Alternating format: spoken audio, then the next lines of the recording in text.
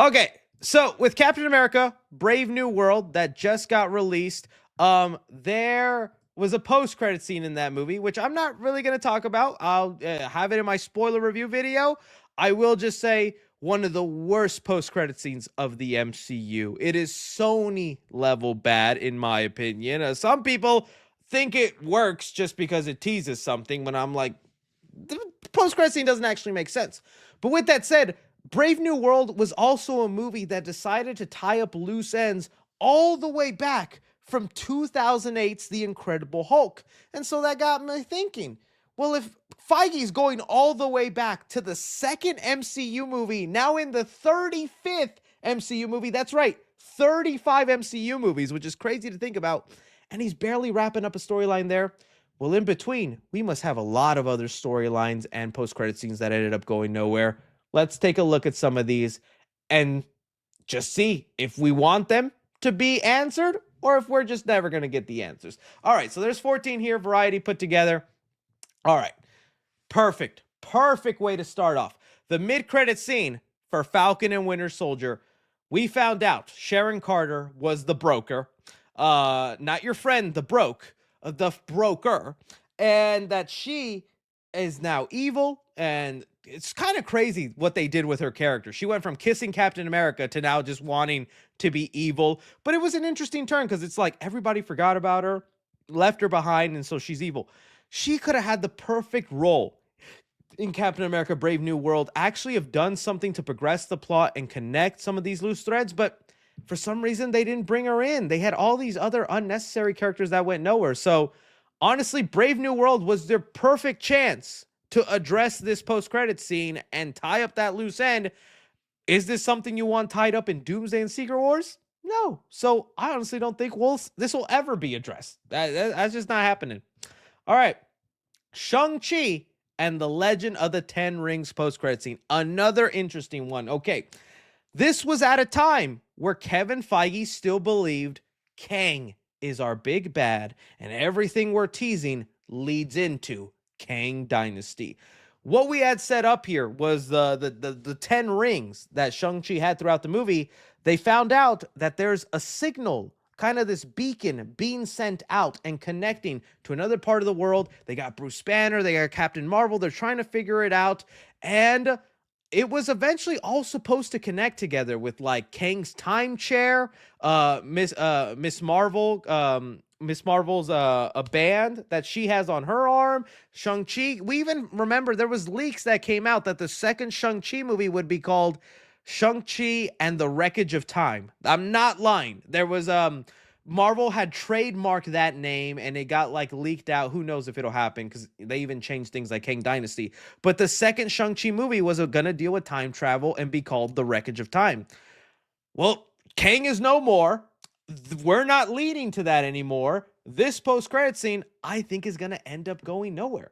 Maybe they can salvage it with the time elements, or maybe actually say that maybe it's Monica Rambeau sending a beacon, but this is before she gets lost in another world. So this is a situation where it's a post-credit scene that is just not necessary anymore because they shifted directions, and now we won't know what happens or what they were trying to do with that. So yeah, pretty bad.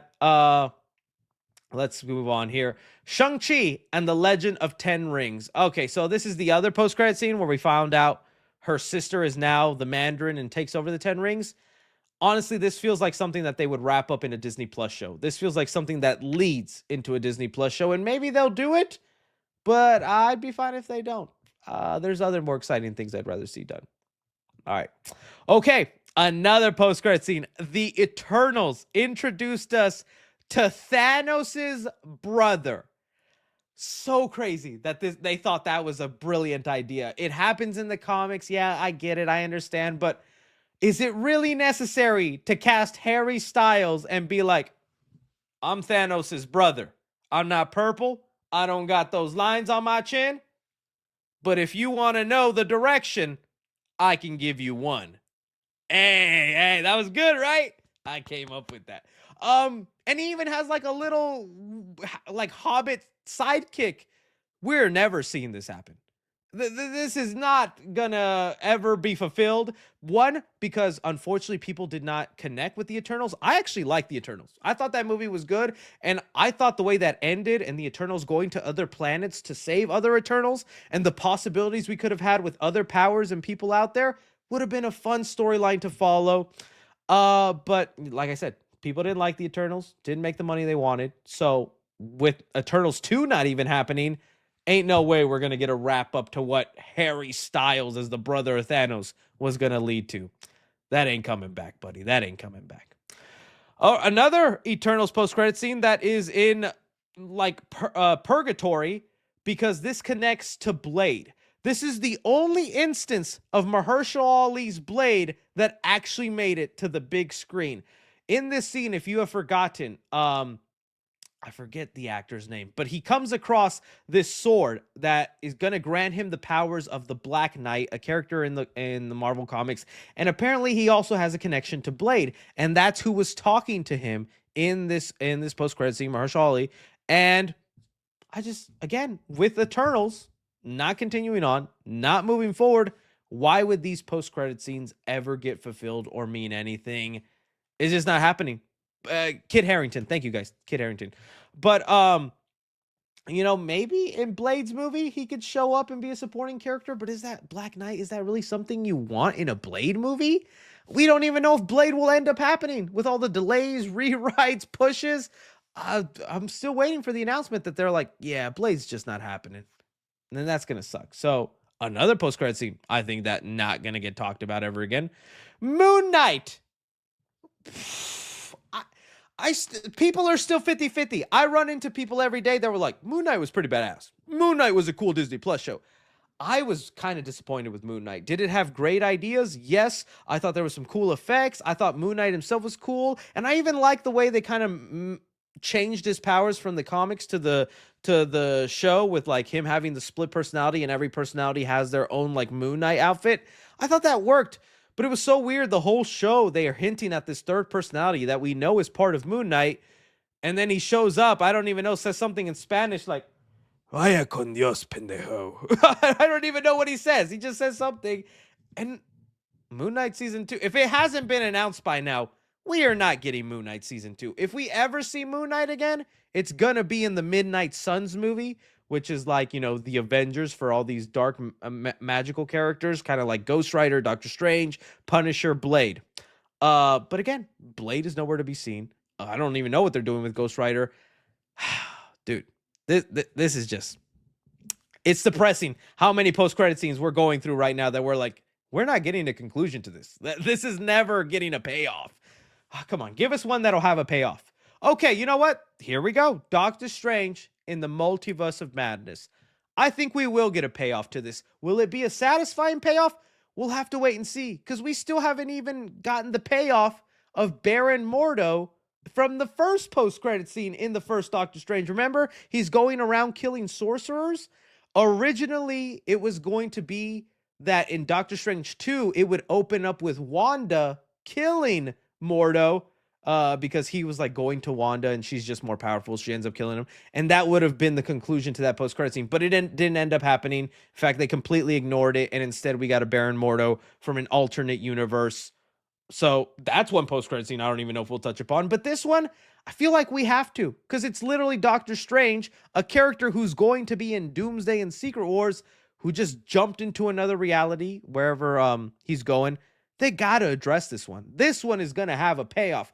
But like I said, will it be a satisfying payoff to where it's actually a meaningful continuation, or it's a quick 3-second scene that like erases whatever this set up and then they just do whatever they want to do? Because that happens sometimes. But with Doctor Strange's importance in the movies, I think they're going to have to pay this off or address it. So, hey, we got one that we're maybe getting a payoff to. That's nice. That's nice. All right. Thor, Love and Thunder with Hercules and those hairy, pecky chest heart. You did it, not me. I don't know if this will be paid off. Chris Hemsworth still seems very eager and happy to play Thor. Recently, his attitude towards Thor and what he should be has changed to where I don't think Taika Waititi would be directing Thor 5, maybe producing. But if Thor 5 happens, it's going to be a new director. And I'd love it to be George Miller because he worked with him on Furiosa in the Mad Max series. He would probably do great. And Chris Hemsworth talks about bringing a more serious tone. Hercules is a character I love from the Disney movies. I wouldn't mind to see what they do with this, but I think this one has like a 50% chance of getting a payoff, depending if Thor 5 happens. But it's like, we'll see. We'll see. All right. This one for sure has to have a payoff. Ryan Coogler is one of the more competent people who works in the MCU, and I feel like what he does in post-credit scenes or what he sets up will actually have some sort of payoff or they have some sort of plan for. So this one in Wakanda Forever, where we meet T'Challa's son, beautiful moment, honestly. I remember that's the part of the movie that actually made me tear up and get sad. They're going to pay this off. I think that it'll eventually be in a situation where they probably age him up for Doomsday or Secret Wars, or maybe they bring in an alternate version of this character from the multiverse, you know, when they do Secret Wars and Doomsday, but it'll be a grown-up version that is already Black Panther, and they can cast whatever actor they want. That way, whenever they do the soft reboot and they merge all the worlds, well, you could just bring in the Black Panther from that world and continue on here as they probably should. So I think, yeah, this is definitely getting a payoff, and I kind of can't wait to see what that payoff will be. So yeah, that one's definitely getting some attention. Do we even have to say it? Do we even this ain't ever being touched upon again. Ain't no one talking about these boys. This was such a weird post-credit scene. Because, again, you put aside the Jonathan Majors controversy, as an actor and what he was bringing to Kang, I thought was interesting, and I was open-minded to what Kang Dynasty could have been with his role. And then this was the first time with Jonathan Majors' performance where I was like, oh, these Kang variants, they a little goofy. They're a little silly. What are we doing here? With them already changing the title for Kang Dynasty, Kang is no longer a threat. We moved on to Robert Downey Jr., Dr. Doom. This ain't getting a payoff. 0% chance this ever gets talked about again. But hey, they were ambitious, and they thought they had a plan. Guardians of the Galaxy 3. Okay. So is this a post-credit? It is a mid-credit scene. Okay, so this is the new team. It is tough to say, because I think a lot of what makes the Guardians special is James Gunn's touch. And well, James Gunn is now over at DC Studios doing a lot of great things, hopefully great things. We'll see what happens when Superman comes out. So it's like, obviously, if they do Guardians 4, which Marvel is in their right to, they don't just have to stop because James Gunn isn't there. It is going to be a situation of like, I wonder how that would even feel or what that would look like without James Gunn there. I'm open to it, but I can tell you right now, probably James Gunn's brother is dying 5 minutes into Guardians 4. They're like, yeah, your brother let you keep this job for 3 movies. We're killing you 2 minutes in, buddy. So I'd feel bad for that guy. Honestly, what I would rather see is like a prequel with Groot and Rocket's first adventure. I'd rather see something like that. So this could have a payoff, but I don't think it's an immediate thing that needs to happen. It could honestly be a side thing that they mentioned. Heck, in Doomsday or Secret Wars, we could just literally see this team doing adventures and then joining the heroes on Earth. That could be the payoff. So yeah, probably will have a payoff, but I don't know if in the form of a movie or an appearance in the Avenger films. Okay, this one, it has to have a payoff. The movie ends with Peter Quill going to Earth. He's on Earth now, so he's like going to be right there when the incursions start happening and Doomsday and all that stuff on Earth. That's definitely why they set him out there. But also the reason I know this is going to get a payoff is because the movie ends saying Star-Lord will return. Between you and me, I think that makes it pretty obvious we're going to get some sort of payoff to Star-Lord being on Earth. I don't know if it was going to be a Disney Plus show. I doubt that. A solo movie? I think it's just going to be appearance in one of the Avenger movies, and he'll just be right there with the heroes going, hey, something's happening. I'm game. I'm team. I got Guardians on speed dial. Let's do this. So that is probably what will end up happening. Okay, the Marvels. I think this one will have a payoff. It's going to be a little interesting to see how much of a payoff though, because The Marvels is one of the only Marvel movies that bombed, that actually lost money out of their 35 filmography. The Marvels really put them in the red, and in a situation like that, it tells you not a lot of people saw this movie, and this was kind of a giant post-credit scene that sets up other universes, an X-Men universe, and also a character from our timeline that needs to be saved. Perfect situation for what they're doing with Doomsday and Secret Wars and these worlds colliding. But the fact that no one saw this movie, or it wasn't as well loved, is Kevin Feige just going to be like, I guess I don't have to pay attention to that? I don't know. I think you have to pay this off. You can't just leave a character in another universe and show us people like the X-Men and be like, I think we're going to ignore that for the next couple movies. No, this is getting a payoff whether we like it or not. And hey, I actually do want to see that payoff, and especially what other X-Men and heroes exist in this specific version of this world. So that's getting a payoff. Echo, what are you talking about? Like, I guess it's getting a payoff because Kingpin is in Daredevil, but nothing that really enhances or continues Echo. I wanted to like Echo. It had its moments, but big disappointment of a show. Big disappointment. Everything wrong with Disney Plus. Okay, that was the end of these post-credit scenes. You know what? There was still like 5 off the top of my head that I'm like, where is that post-credit scene, or where's that ending at? I'm gonna be curious to hear from you guys. Which do you think I'm wrong or right about, or what other loose threads and things happening in the MCU do you think that Marvel needs to wrap up during or before Secret Wars? Love to hear your thoughts. Okay.